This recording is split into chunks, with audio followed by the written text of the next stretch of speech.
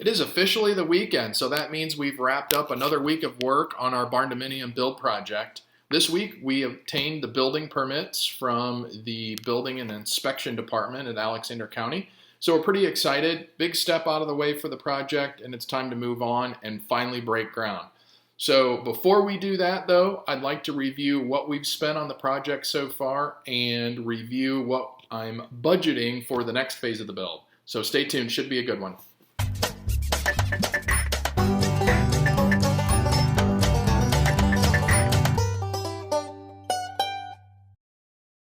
Without much further ado, here is our breakdown for the cost that we've had so far in the project.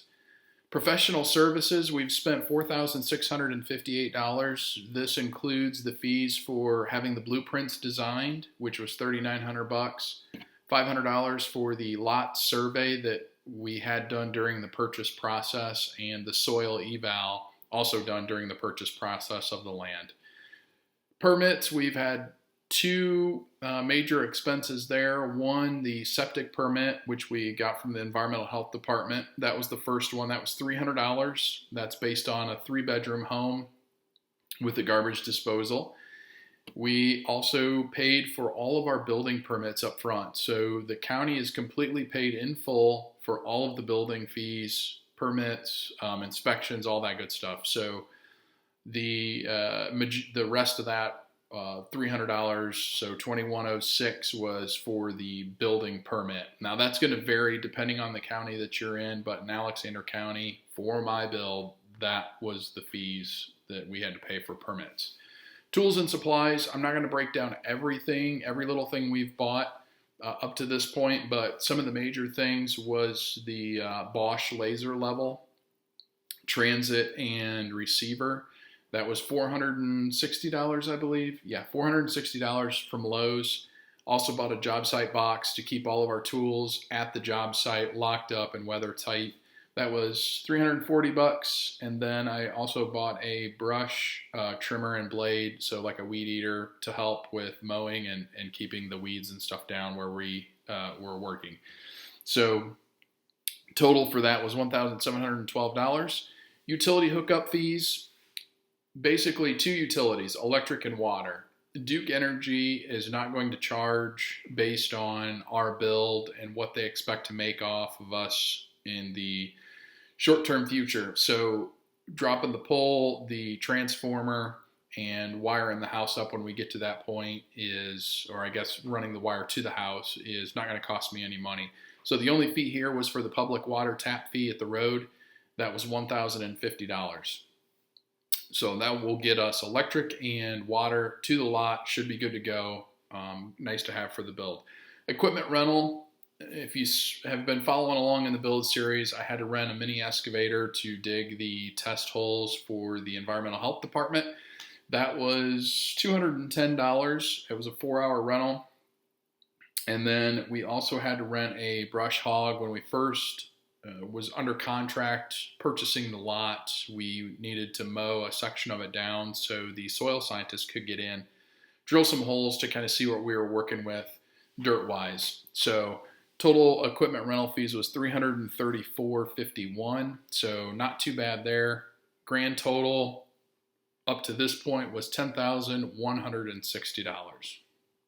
So not too bad. It was a little more than what I thought it was going to be up to this point. I mean, we honestly really haven't even broke ground yet, and we've spent $10,000. So it seems kind of disheartening, but we are there now. We have the permits, and next week we're going to get the driveway installed. Going to have some great video on that, and the build pad is going to be leveled, so hopefully get some good video on that as well. The other part to this video I wanted to talk to you guys about is the budget for the garage build. So we're going to do the garage build first. And now that we have the blueprints, I was able to do my own takeoff on materials, what I think we're going to need for the shell of the garage. So keep in mind, this does not include the foundation, any concrete work. It is purely just the shell. So trusses, lumber, dimensional lumber. So we're going to need 2x10s, 2x6s, and 2x4s, all of varying lengths and different quantities. We're going to need steel both for the roof and the sidewalls. We're going to need some stone for the wainscoting that's going to go along the front. Posts and anchors to anchor the building to the foundation. 1 man door, 2 windows, and that's pretty much included in the cost estimate. What's not included, I didn't figure any trim, like any J trim, fascia, soffit panels, any of that stuff. I didn't figure any garage doors. That's something to save on the budget for now because we want to try to pay cash for the build. So the garage doors we'll probably put up at a later time. I've done garage doors before, so I feel pretty comfortable putting those up, but we're going to omit those just to save the money right now. And I didn't include any fasteners, so no nails, screws, or brackets. We're going to have some hurricane fasteners on the trusses, so those were not included.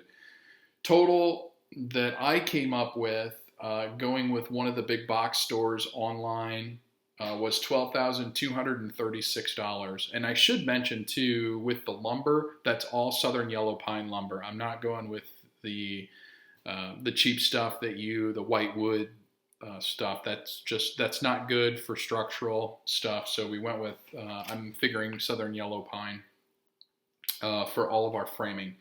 So $12,236, give or take. And the things that I didn't include, I'm going to guess, I'm going to throw a couple thousand on top of that. And I'm going to say for the garage, for a 24 by 36 by 10 foot high eave walls, I'm thinking I can get it put up for around $15,000.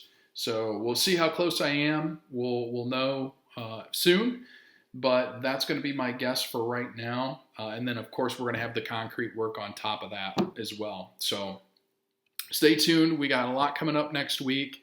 Hopefully get, again, the driveway put in, get the build site leveled, maybe even get water installed. And Duke Energy should be out within the next couple of weeks to set the pole and set the transformer. And I'm going to start building the temporary power pole for us.